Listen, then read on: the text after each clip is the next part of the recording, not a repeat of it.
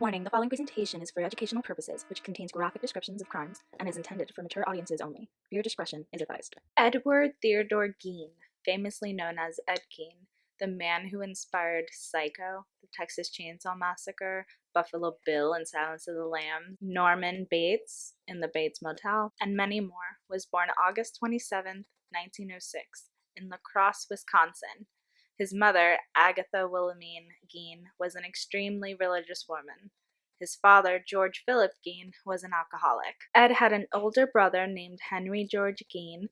Augusta would warn her son of the wickedness in the world, how drinking is a sin, and that all women, besides herself of course, were promiscuous and sent by the devil. Augusta moves the family to Plainfield, Wisconsin in 1915, where they lived on a 155-acre farm in total isolation. Only allowed to leave for school, Augusta made it clear they are not allowed to make friends, believing it would corrupt their minds. Ed's father, George, would pass away in 1940 due to a heart attack brought on by his alcoholism, leaving Ed and Henry, now in their 30s, alone with Augusta.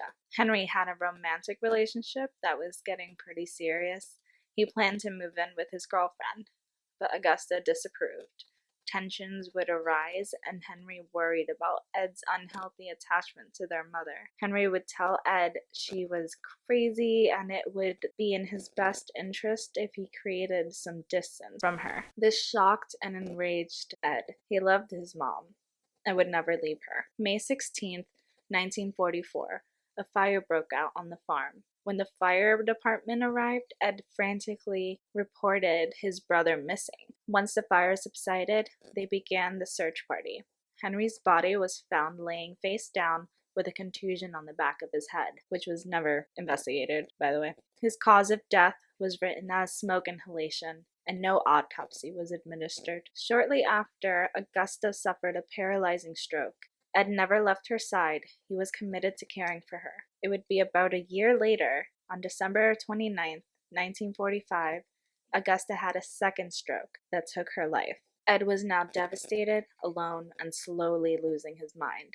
He boarded up all the rooms in the house his mother used so that they stayed the way she left them. Ed began to frequently read horror novels, books on the human anatomy, and taught himself taxidermy. On November 16, 1957, Bernice Warden disappeared from her hardware store. Around 5 p.m., her son, Sheriff Frank Warden, entered the store to find bloodstains on the floor, and the cash register was wide open. A sales slip for a gallon of antifreeze was found on the counter, which was written that morning.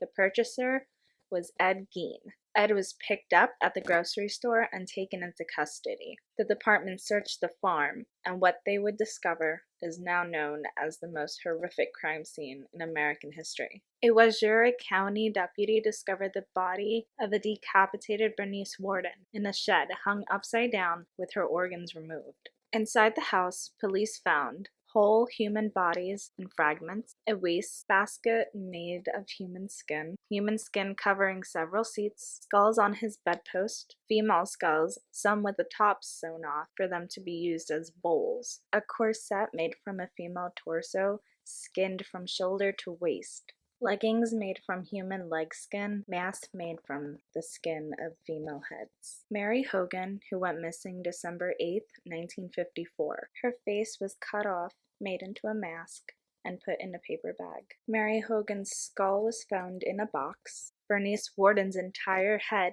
in a burlap sack. Bernice Warden's heart in a plastic bag in front of Ed's stove. 9 vulvae in a shoebox. A young girl's dress and the vulvas of 2 females around the age of 15. A belt made from female nipples. 4 noses. A pair of lips on the window shade hanging from its drawstring. A lampshade made from the skin of a human face. And female fingernails. During his interrogation, Ed confessed that between 1947 and 1952, he made 40 nighttime visits to 3 nearby cemeteries to exhume the bodies of the recently buried. He told investigators he stole the bodies of 9 graves and showed them their locations, but police did not believe it was possible for him to do it himself. So they dug up 2 of the graves mentioned and found them empty. A frustrated Sheriff Art Sheenley reportedly attacked Ed, banging his face into a brick wall. Because of that, his initial confession that included the murder of Mary Hogan was admissible in court. On November 21st, 1957, Gein was arraigned for first-degree murder. He pleaded not guilty by reason of insanity. Ed was diagnosed with schizophrenia and found mentally incompetent. He was sent to Central State Hospital for the criminally insane, later moved to the Mendota State Hospital. Almost a decade later, in 1968, doctors found Ed to be mentally able to stand trial. The trial began on November 7, 1968. It lasted 1 week. A psychiatrist testified that Ed told him that he did not know if he killed Bernice Worden intentionally.